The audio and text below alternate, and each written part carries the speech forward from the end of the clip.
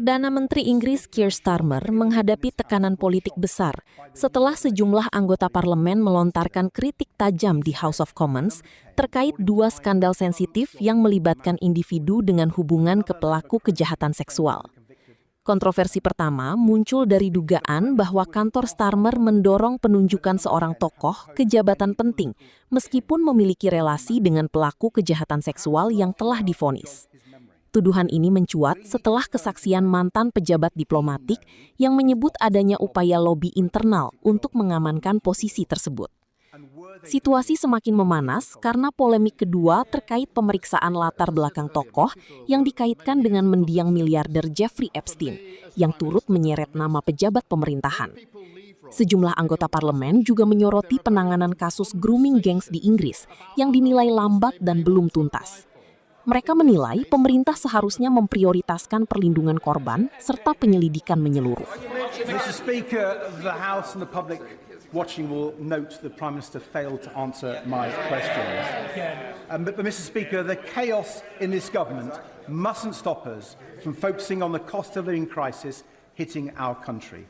President Trump's idiotic war with Iran has already pushed up inflation in our country to 3.3%. And the Prime Minister knows there's far worse to come for the British people here on in. They need help now. So will the Prime Minister follow other countries and use the Treasury's extra revenues from higher fuel prices to cut rail and bus fares and slash prices at the pump by 12p a litre? Yes. Mr. Speaker, everybody can see that the conflict is causing serious economic damage in this country and countries around the world. His claim of a windfall for the government are politically misleading and economically illiterate. Mr. Speaker, the Prime Minister appointed Mandelson in a desperate and doomed attempt to pander to Donald Trump, despite knowing about his friendship with the paedophile Epstein and his links to foreign states. The Prime Minister resisted and then took a dismissive and extraordinarily incurious attitude to vetting, compromising national security. And now he's thrown a civil servant under the bus to save his own skin. All this from a Prime Minister who pledged to restore trust and integrity in government, but who's repeatedly betrayed the trust of voters and let the country down. Does the Prime Minister not recognise that the best thing he can do to restore trust and integrity is to take true responsibility and resign?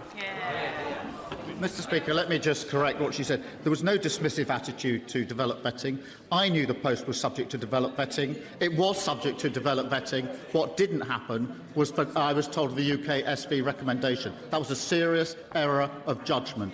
Had I been told, the appointment wouldn't have gone ahead. When was Jonathan Powell appointed as the Prime Minister's Special Envoy to the British Indian Ocean Territory, and what security clearance did he have upon that appointment? Let me say that Jonathan Powell is doing an excellent job for this government. He is respected across the world and playing a significant part in dealing with the huge challenges that we face. Thank you, Mr. Speaker. Leaders can delegate responsibility, but we cannot delegate accountability. Lord Carrington learned this in the army, and he lived it as Foreign Secretary when Argentina invaded the Falklands. In 1982, he held himself accountable for the failures of Foreign Office officials and resigned even though he was later cleared of responsibility. Does the Right Honourable Member not believe in ministerial accountability? Mr. Speaker, I've set out in terms what I wasn't told in relation to this process. It's clearly information that I should have been given. A UK SV recommendation with a double red flag should have been brought to my attention. It was a serious error of judgment that it wasn't, and anyone in my position would have taken exactly the decision that I took in relation to the Permanent Secretary. Every day that the Prime Minister fails to act or even acknowledge Pakistani grooming gangs that rape and torture vulnerable white girls, more victims continue to suffer. Whilst he spends his energy forcing friends of paedophiles into top jobs, why not use that energy to stop this national disgrace? Mr. Speaker, I spent many years prosecuting paedophiles who are now in prison, so I really don't need lectures from Reform about this. Jelajahi cara baru mendapatkan informasi. Download MetroTV Extend sekarang.